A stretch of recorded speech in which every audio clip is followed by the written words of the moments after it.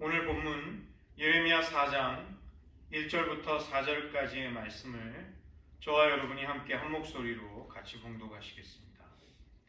여호와께서 이르시되 이스라엘아, 내가 돌아오려거든 내게로 돌아오라. 내가 만일 나의 목전에서 가증한 것을 버리고 내가 흔들리지 아니하며 진실과 정의와 공의로 여호와의 삶을 두고 맹세하면 나라들이 나로 말미암아 스스로 복을 빌며 나로 말미암아 자랑하리라.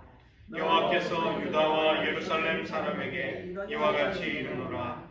너희 묵은 땅을 갈고 가시덤불에 파종하지 말라. 유다인과 예루살렘 주민들아, 너희는 스스로 할례를 행하여 너희 마음 가죽을 베고 나 여호와께 속하라. 그리하지 아니하면 너희 악행으로 말미암아 나의 분노가 불같이 일어나 사르리니 그것을 끌 자가 없으리라. 기도하시겠습니다. 하나님, 안타깝게도 하나님의 백성 유다 사람들이 얼마나 큰 악과 얼마나 삐뚤어진 길로 지속적으로 행하며 하나님의 심판을 받게 되었는지 저희들 살펴볼 때, 이 시대 불경건하고 악해지는 이 마지막 때에 우리들이 어떻게 신앙을 지키며 하나님의 뜻대로 살아갈 것인가, 우리의 공동체와 국가사회 그리고 교회가 어떻게 주님의 마음에 합한 순결한 하나님의 백성들이 될 것인가를 고민하며 또 그것을 실천할 수 있는 은혜를 더하여 주시옵소서. 모든 말씀 예수님의 이름으로 기도드립니다. 아멘.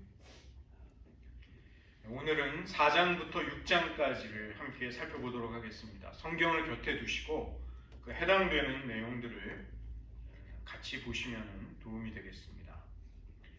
하나님은 가장 먼저 이 4장부터 6장 사이에서 이 이스라엘에게 요구하시는 것이 있습니다. 그 첫 번째는 마음의 근본적인 변화가 있어야 한다는 것입니다. 피상적인 것으로는 되지 않는다. 그냥 겉으로만 또 보기에만 그럴듯한 모습으로의 신앙은 소용이 없음을 말씀하십니다. 오늘 저희가 읽은 4장 3절부터 4절을 보시면 너희의 묵은 땅을 갈고 가시덤불에 파종하지 말라고 하십니다. 이것은 농사의 비유를 통해서 근본적인 마음의 문제를 하나님이 지적하시는 것입니다. 이 묵은 땅과 가시덤불이라는 것은 완전히 갈아엎어야만 농사가 가능한 곳입니다. 아무리 좋은 씨앗을 가지고 있어도 묵은 땅과 가시덤불에 뿌려서는 어떤 효험도 볼 수가 없는 것이죠. 4절에 보시면 그 의미를 보다 구체적으로 말씀하시는데, 유다인과 예루살렘 주민들아, 너희는 스스로 할례를 행하여 너희 마음 가죽을 베고 나 여호와께 속하라. 그리하지 아니하면 너희 악행으로 말미암아 나의 분노가 불같이 일어나 사르리니 그것을 끌 자가 없으리라. 하나님은 이스라엘에게 마음의 할례를 요구하십니다. 이 할례라는 주제가 6장 10절에도 나옵니다. 여러분 한번 살펴보십시오. 6장 10절. 내가 누구에게 말하며 누구에게 경책하여 듣게 할꼬. 보라, 그 귀가 할례를 받지 못하였으므로 듣지 못하는도다. 보라, 여호와의 말씀을 그들이 자신들에게 욕으로 여기고 이를 즐겨하지 아니하니. 하나님은 이스라엘이 왜 영적인 소경과 귀머거리가 되는가, 그 이유를 여기서 밝히고 계십니다. 심령에 마음의 할례를 받지 못한다면 영적인 지각이 막혀버리게 됩니다. 그래서 이 미련함이라는 것은, 무지함, 미련함이라는 것은 그냥 지능이나 교육의 문제가 아닌 것입니다. 지금 똑똑한 현대인들 얼마나 지혜가 많습니까? 그런데 우리들이 그렇다면 과연 하나님 앞에서 예수님 당시 아니면 초대교회, 고대 사람들보다 더 지혜로운가? 결코 그렇지 않습니다. 오늘날 우리들은 역사상 어느 시대보다 엄청난 정보를 이렇게 손 안에 그냥 들고 다니는 시대가 되어버렸습니다.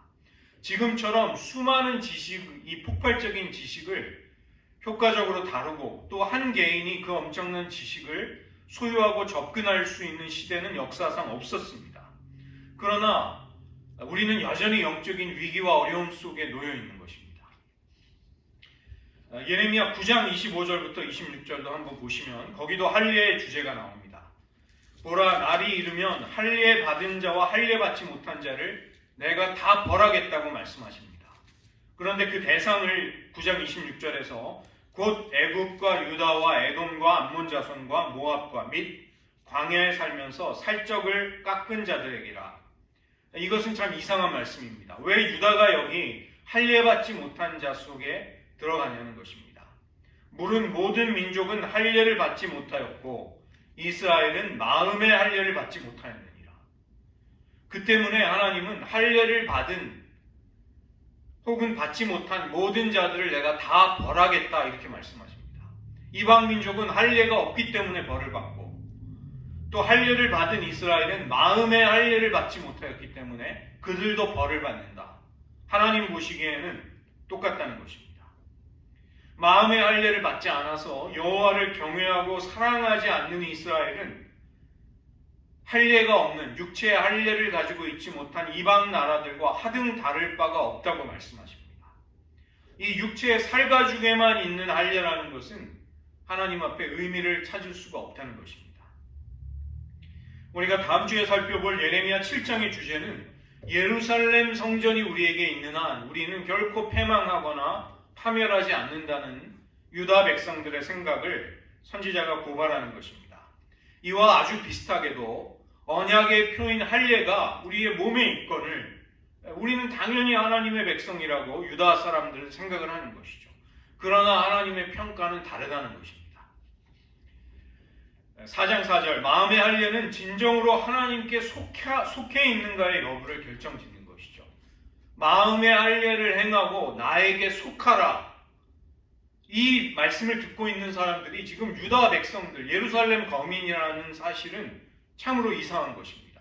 이들은 누가 보기에도 다 하나님께 속한 사람들이죠. 그러나 그들에게 하나님은 나에게 속하라고 말씀하시는 것입니다. 하나님께 속하기를 결단해야 하는 것이죠. 스스로 마음의 할례를 받아야 한다. 스스로 마음 가죽을 베어내야 한다. 하나님이 아무리 우리와 언약을 세워주셨다 할지라도 그 언약에 걸맞는 헌신과 사랑과 충성을 하나님과 맺으려고 해야 한다는 것입니다. 언약 안에서 살고 언약을 따라 행하려고 할 때 그 언약은 유지될 수가 있습니다. 그러나 유다는 이 점에 있어서 실패한 것입니다. 두 번째로 하나님은 소속이 행위보다 앞선다는 것을 말씀하십니다. 하나님께 속해 있지 않은 사람은 하나님을 알 수가 없는 것이죠.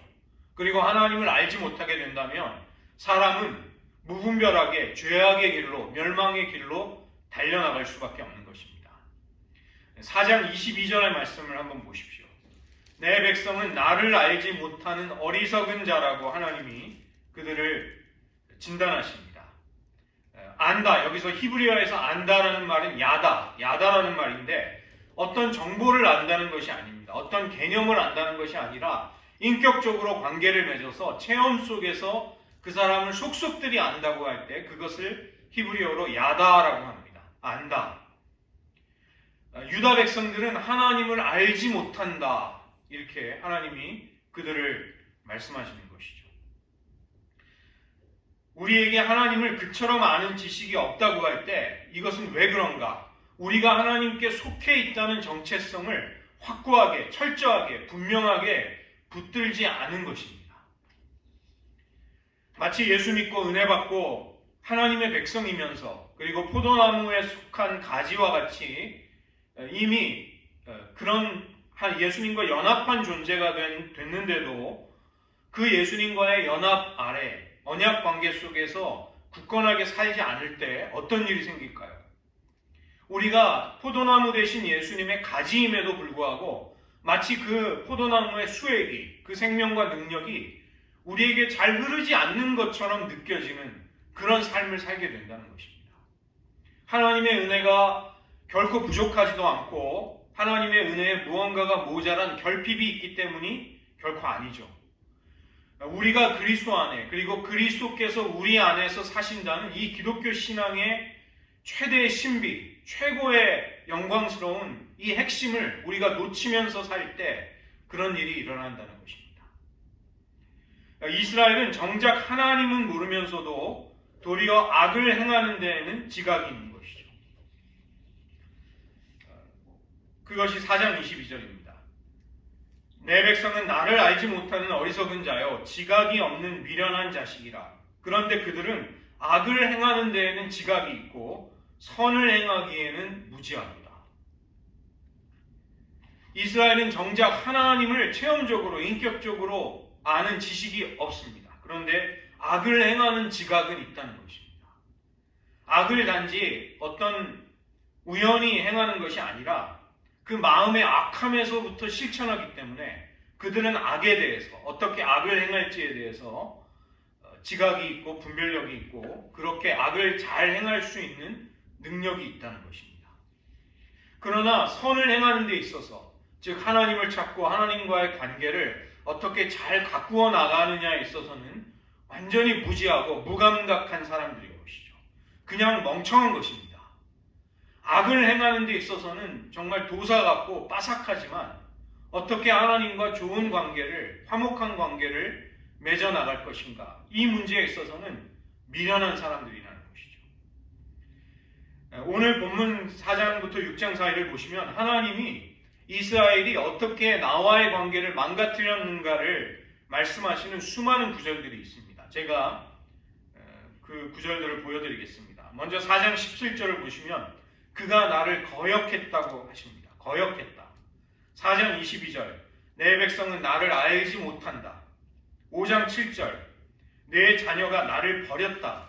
하나님을 버리고 나니까 신이 아닌 것들로 맹세를 하고 하나님이 배불리 먹여주시자 그 풍요와 건강을 선물로 바꿔서 무엇을 하는지가 거기에 나옵니다.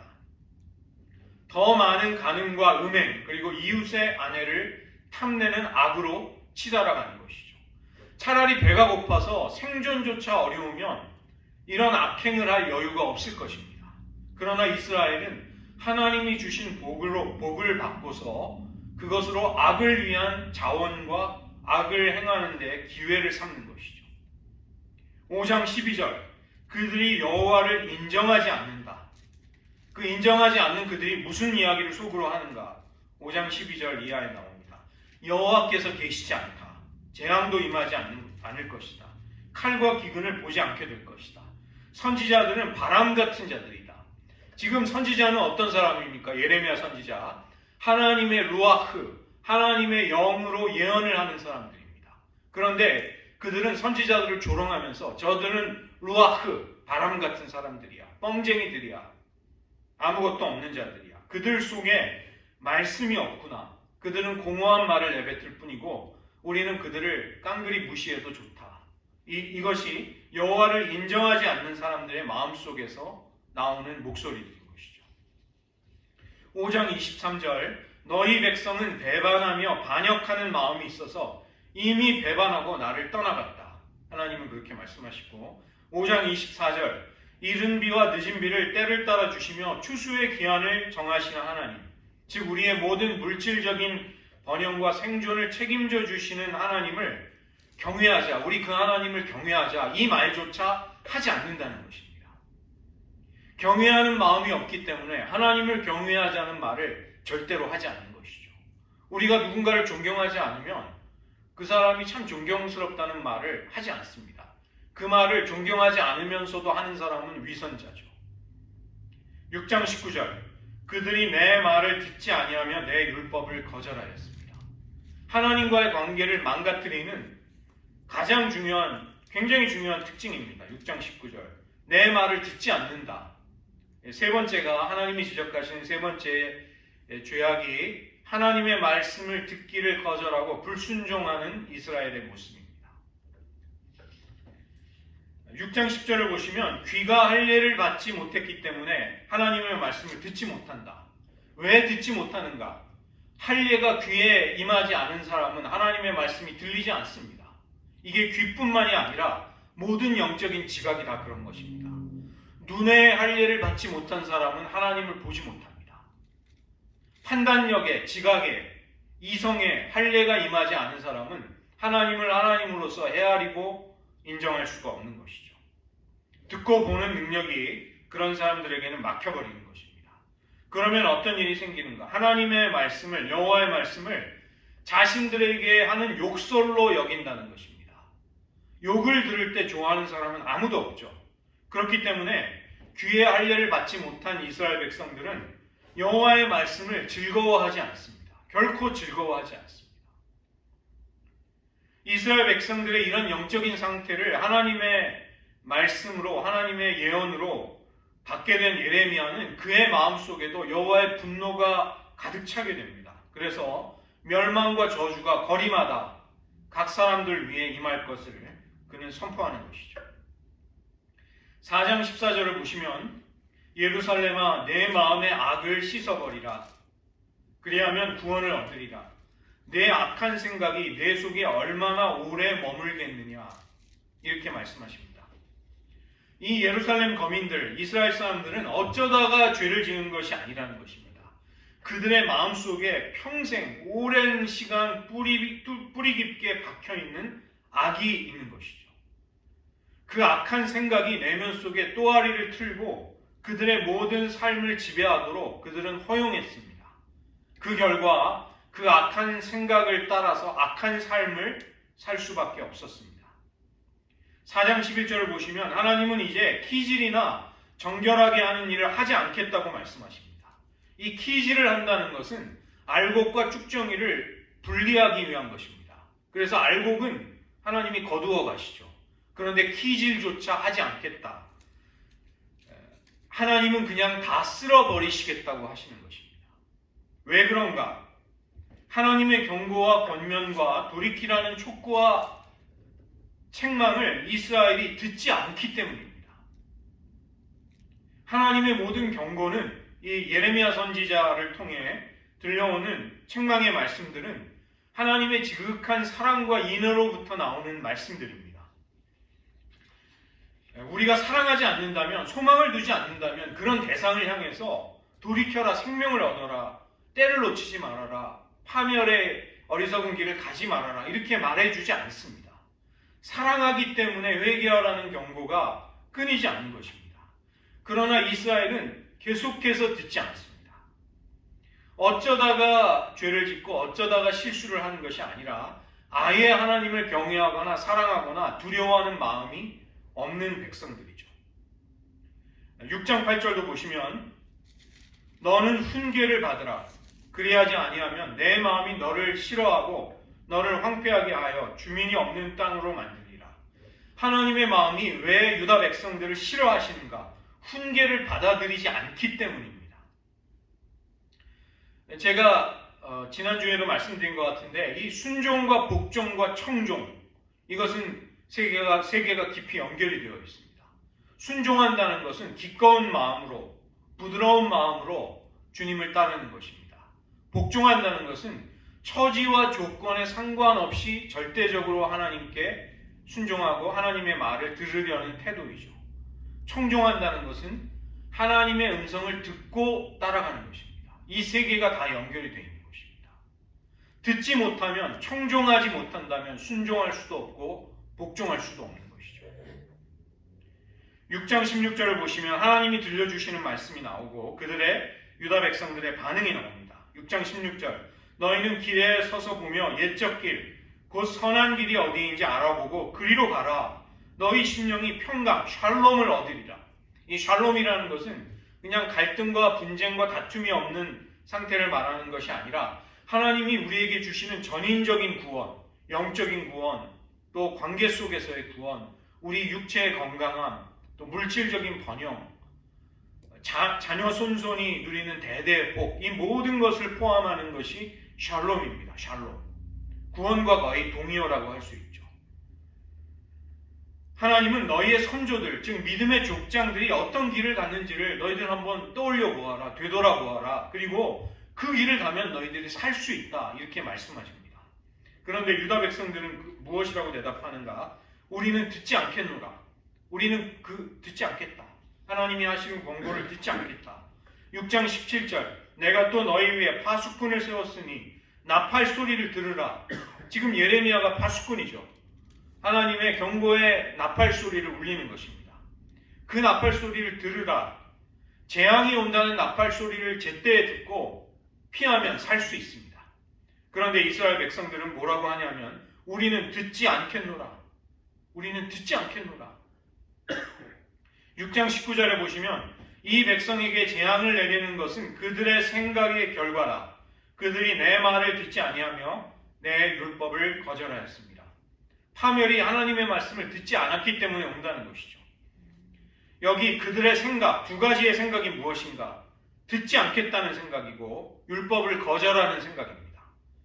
그런 생각의 결과는 이 백성에게 내리는 재앙이 되는 것이죠. 우리는 죄를 지어서 망한다기보다는 회개치 않고 끝까지 하나님의 말씀을 안 듣기 때문에, 듣지 않으려고 하기 때문에 망하는 것입니다. 네 번째로 이스라엘 지도층이 부패했고 백성들도 다 부패한 것입니다.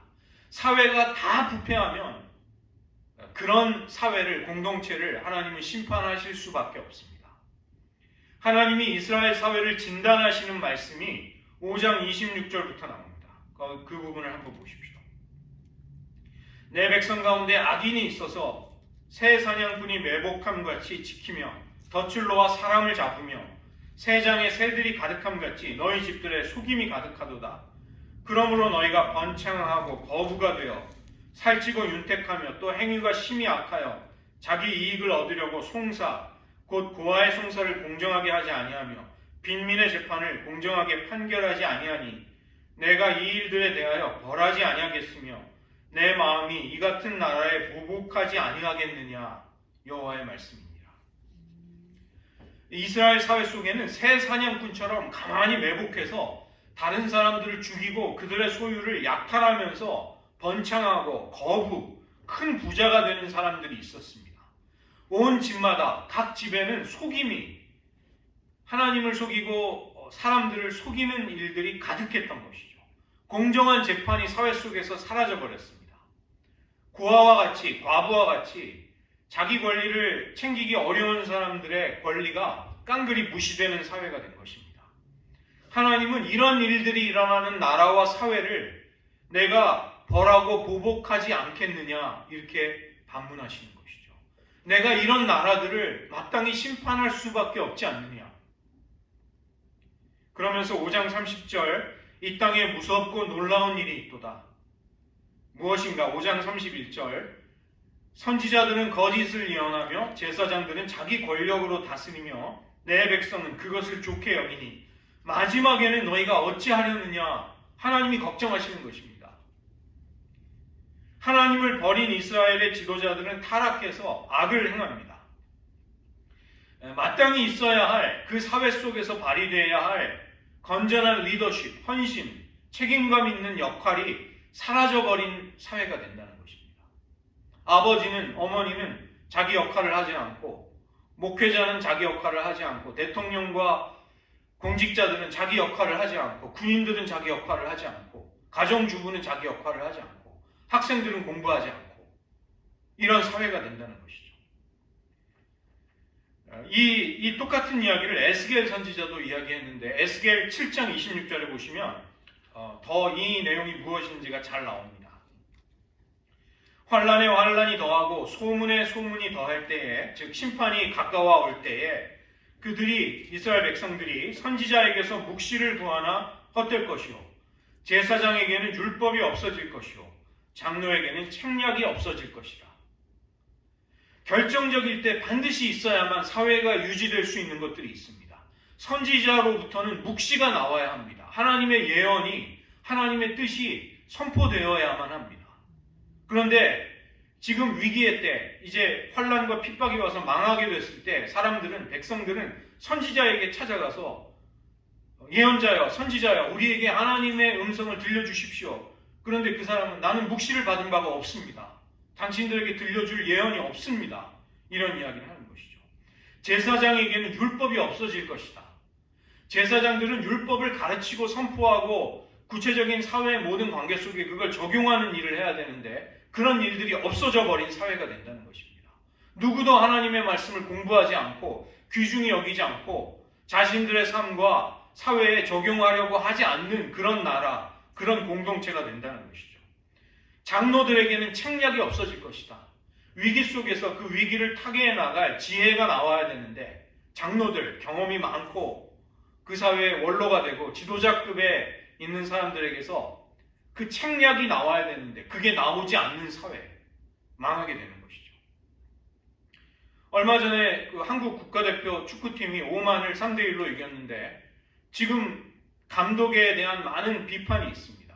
홍명보 감독이 감독으로서 전술을 발휘해야 되는데 전술이 없다는 것입니다. 순전히 손흥민 선수의 개인 기량으로 한 골, 2어시스트로 3골이 나왔습니다. 그래서 사람들은 지금 걱정하고 있습니다. 더 강한 팀을 만나면 한국 대표팀이 고전하거나 패배할 것이다. 지금 이렇게 보고 있는 것이죠. 전략이 없기 때문에 그런 것입니다. 6장 13절을 보시면 예레미야 6장 13절 이는 그들이 가장 작은 자로부터 큰 자까지 다 탐욕을 부린다. 지도층으로부터 모든 백성들이 다 탐욕을 부리고 선지자로부터 제사장까지 다 거짓을 행한다. 그 다음에 6장 14절 그들은 내 백성의 상처를 가벼이 여기면서 말하기를 평강하다 평강하다 하나 평강이 없도다. 재난을 당했을 때 결정적으로 생명을 구할 수 있는 한정된 시간이 있는데 그 시간을 골든타임이라고 부릅니다. 화재가 났을 때는 초기 진압 5분 안에 불을 꺼야지 화재가 번지는 것을 막을 수 있습니다. 그러니까 골든타임이 화재 사고인 경우 5분이죠. 산불이 나면 헬기가 도착할 수 있는 30분이 골든타임입니다. 선박이 침몰하면 20분, 지진이 나서 건물 잔해에 사람이 깔려있게 되면 그 사람을 생존한 채로, 살린 채로 구조할 수 있는 마지노선은 48시간입니다. 지금 회개하고 악으로부터 도망쳐야 할 결정적인 시간, 골든타임 속에 유다 백성이 놓여 있을 때 지도자들은 평안하다는 말을 한다는 것입니다. 평안하다, 평안하다, 괜찮다, 괜찮다. 그래서 평안하다고 생각하는 사람들은 자기 생명을 구원할 골든타임을 놓치게 됩니다. 6장 27절에 보시면 내가 이미 너를 예레미야를 내 백성 중에 망대와 요새로 삼아 그들의 길을 알고 살피게 하였노라. 하나님이 이스라엘 백성들의 골든타임을 살피도록 예레미야를 세우신 것입니다. 이스라엘 백성들의 길을 살펴보고 밤낮 깨어서 영적인 상태를 점검하게 그 역할을 맡기신 것이죠. 그런데 6장 28절을 보시면 그들은 다 심히 반역한 자며 비방하며 돌아다니는 자며 그들은 놋과 철이며 다 사악한 자라. 이 놋과 철이라는 것은 놋과 철처럼 아주 무정하고 고집스럽다는 것입니다. 그 다음에 29절에 보시면 풀무불을 맹렬히 불면 그 물에 납이 살라져서 단련하는 자의 일이 헛되게 되느니라. 이와 같이 악한 자가 제거되지 아니하나니 사람들이 그들을 내버린 은이라 부르게 될 것은 여호와께서 그들을 버렸습니다. 이 풀무불에서 은을 재련할 때 불순종하는 그들은 그 재련 과정을 거치고서도 순전한 은이, 깨끗한 은이 되지 못해서 버림을 받는다는 것입니다. 그 은이 얼마 남아있지 않은 쓸모없는 그것이 풀무불을 아무리 통과한다고 할지라도 가치가 없으니까 풀무장이는 그것을 그냥 버리는 것이죠. 이것은 쓸모가 없다. 이스라엘이 바로 그렇게 버려진다는 것입니다. 그러나 하나님은 이스라엘을 아주 버리십니까? 그것은 아닙니다. 4장 27절을 보시면 이 온 땅이 황폐할 것이나 내가 진멸하지는 아니할 것이다. 진멸하지는 않겠다. 예레미야 5장 18절 그때에도 내가 너희를 진멸하지는 아니하리라. 하나님은 이스라엘 백성에게 왜 심판이 오는가를 말씀하십니다. 우리가 오늘 이 4장부터 6장의 말씀을 보시면 하나님의 심판이 왜 유다 백성에게 올 수밖에 없는가를 우리도 수긍하게 됩니다. 예레미야 5장 1절을 보시면 너희는 예루살렘 거리로 빨리 다니며 그 넓은 거리에서 찾아보고 알라. 너희가 만일 정의를 행하며 진리를 구하는 자를 한 사람이라도 찾으면 내가 이 성읍을 용서하리라. 하나님은 아주 파격적인 기준을 제시하십니다. 예전에 소돔과 고모라 성의 멸망을 놓고 중보하던 아브라함에게 하나님은 의인 10명이 있으면 그 도성을 멸망시키지 않겠다고 약속하셨습니다. 그런데 지금 하나님은 예레미야를 통해 예루살렘 거리에서 단 한 사람, 정의를 행하며 진리를 구하는 단 한 명을 발견할 수 있다면 내가 이 성읍을 용서하겠다고 말씀하십니다. 그러나 그 한 사람조차 없어서 하나님의 심판이 예루살렘에 임하였습니다. 예레미야 4장 18절 오늘 말씀을 보시면 하나님은 내 길과 행위가 이 일들을 부르게 하였다. 이렇게 말씀하십니다. 하나님이 북방으로부터 잔인하고 빠르며 강한 이방인의 군대를 불러서 이스라엘을 철저히 심판하시는, 그래서 처참한 파멸이 임하게 되는 이 일은 왜 오게 됐는가? 내 길과 내 행위가 이 모든 것들을 불러들였다, 자초했다, 이렇게 말씀하시는 것이죠. 이 말씀 앞에 우리는 지금 어떠한지 한번 생각해 보십시오. 지금 미국에서 벌어지는 일들과 사회 분위기, 사회 추이를 우리가 익히 느끼고 있지 않습니까? 지금 한국 사회는 과연 정의를 사랑하고 진리를 구하는 사람을 거리에서 쉽게 찾아볼 수 있는 사회일까요? 하나님은 이미 육체의 언약 백성의 표식인 할례를 가지고 있는 유다 백성들에게 오늘 또 요구하시는 것입니다. 너희의 묵은 땅, 가시덤불을 송두리째 갈아엎어야만 한다. 나의 말씀의 씨앗이 심겨져서 자랄 수 있는 그런 심령이 되지 않는다면 소망이 없다고 하시는 것입니다. 너희는 그 때문에 스스로 할례를 행하고 너희 마음 가죽을 베고 나 여호와께 속하라고 말씀하시는 것이죠. 너희는 길에 서서 보며 옛적 길, 곧 선한 길이 어디인지를 알아보고 그리로 가라. 거기에서 평강을 얻을 수 있다고 하시는 것입니다. 그러나 우리의 심령이 정말 하나님의 요구대로 마음 깊은 곳에서부터 하나님을 경외하고 있는가? 우리의 내면의 가장 깊은 곳에서부터 변화가 일어나고 있는가? 혹시 우리의 심령이 겉으로만 하나님을 경외하면서 우리의 실상은 우리는 듣지 않겠노라, 우리는 듣지 않겠노라, 저 욕설과 같은 저 하나님의 말씀, 저 부담스러운 말씀을 듣지 않겠다고 거절하고 있지는 않습니까? 파수꾼의 나팔 소리가 들려오는데 아직 골든타임이 남아있는데 우리는 그 나팔 소리 듣기를 거절하고 있지 않냐는 것입니다. 하나님은 경고와 환난을 통해 우리에게도 연단하십니다. 그런데 연단을 통과하는 우리가 정말 순전한 은이 되어서 그 풀무불에 고난의 연단을 거쳐 나오는가? 우리가 고난을 받아서 순전한 사람이 되어서 하나님을 정말 중심에서부터 경외하는 그런 사람들, 그런 신앙인들, 교회 공동체, 국가사회가 되냐는 것입니다. 단련하는 자의 일, 불순물을 제거하려는 하나님의 손길을 우리는 혹시 헛되게 하고 있지 않는가? 이 악한 자들이 제하여지지 않는, 제거가 되지 않는 사회가 된 것은 아닌가? 우리는 두려운 마음을 가지게 됩니다. 이 시간 들은 말씀을 의지하면서 한 가지만 기도하기 원합니다. 하나님, 우리의 심령에 겸손한 마음을 주시옵소서. 우리의 패역함을 우리 스스로 고칠 수 없사오니 우리의 패역함을 고쳐주실 수 있는 유일하신 분 하나님께로 돌아가게 하옵소서. 하나님의 공의로운 심판을 자꾸만 불러들이는 이 땅의 저주와 악행에서 우리들이, 그리고 사람들의 심령이 돌이켜 하나님께로 향할 수 있도록 도와주시옵소서. 하나님께서 아직 사랑으로 아직 너희를 진멸하지는 않겠노라, 아직은 너희들에게 회개하고 권고를 받아들임으로써 돌이킬 수 있는 기회와 시간을 남겨주겠다고 하시는 하나님의 긍휼과 사랑을 우리는 업신여기고 있지는 않냐는 것입니다. 하나님은 오래 참으시는 분이시지 무한정 참으시는 분이 아님을 우리는 알 필요가 있습니다. 이 시간 우리의 죄악, 그리고 우리 사회의 죄악, 그리고 하나님을 경외함을 버리고 있는 이 미국 사회를 우리가 대표해서 이 시간 회개하기 원합니다. 주님 앞에 간절한 마음으로 잠시 기도하는 시간 가지겠습니다. 하나님, 혹시 이스라엘 백성들, 유다 백성들이 하나님의 심판과 하나님의 파멸이 임할 수밖에 없었던 수많은 이유들을 우리는 오늘 살펴보았습니다. 그들의 마음이 완고하고 강박하여 하나님의 말씀을 듣기를 거절하며 악으로 달려갔습니다. 하나님, 그들에게는 결코 하나님 인격적으로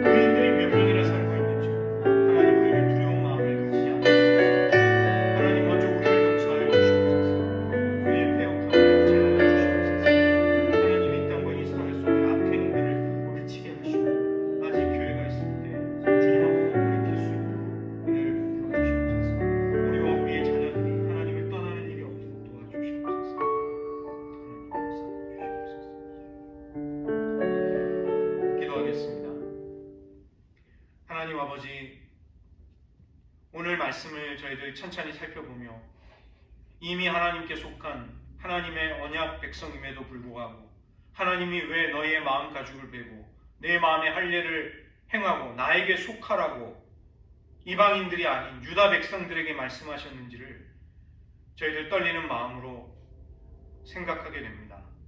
하나님, 저희들 이미 그리스도인이요 자타가 우리가 신앙인임을 공인하고 있습니다. 그러나 우리가 정말로 하나님께 속하여 있는지를 말씀 앞에 비추어 보게 하여 주시옵소서. 우리가 겉으로 입술로 여호와를 경외하나 우리들 마음 깊은 곳에는 우리가 주님의 말씀을 듣지 않겠노라, 거북하고 욕설처럼 들리는 우리를 고발하는 하나님의 음성을 귀 기울이지 않겠노라고 하는 강팍한 심령이 악이 또아리를 틀고 있지는 않은지요. 하나님, 우리들 심령의 깊은 곳까지를 하나님의 말씀의 빛과 성령의 검으로 드러내어 주시기를 원합니다. 하나님, 우리와 우리의 자녀들이 하나님을 떠나 다른 신들을 섬기며 하나님 아닌 것들을 경배하는 패역한 삶으로 떨어질까 두렵습니다. 하나님, 민주주의와 기독교 신앙과 그리고 국제 질서의 가치를 지금까지 지켜왔던 마지막 보루 미국이 무너지고 미국이 허물어져가는 엄청난 일들을 저희들 매일 보고 겪습니다. 하나님, 이 사회가 하나님 앞에 더 패역한 길로 가지 않도록 긍휼을 베풀어 주시옵소서.